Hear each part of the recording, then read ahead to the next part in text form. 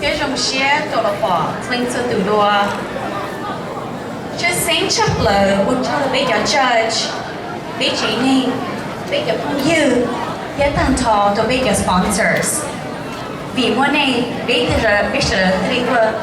chỉ từ đầu chạy con cho ok Cúi giờ mai Amy Lee itu si cứ khen tớ the Tavis Junior High Middle School Nếu nói cũng ba tàu Yo là tôi thả bình chỉ cho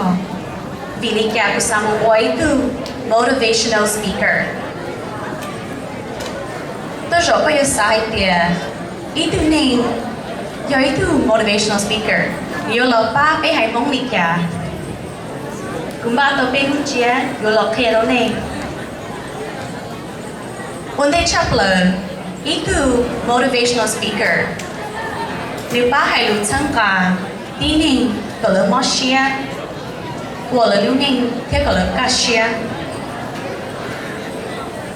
Dĩ mù Nếu do ít nên Dĩ mù nếu do ít nên Bộ bỏ đúng tiết tên nó trở Nếu lưu rỉnh mua Chỉ trong mình đối tên là tù Cơn gạo lý do ý tư nên mua ra lý trí ý rong thế cho rong Cú biết từ biggest influencers giờ đứng dưới trong Oprah Winfrey theo Michelle Obama Cú và thế chia sẻ hay tiền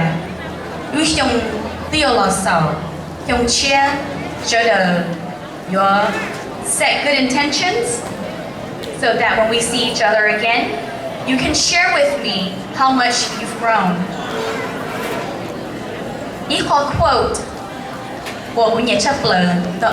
the Michelle Obama. Yo, when they go low, we go high. Will you jumoli nasu? Ocha.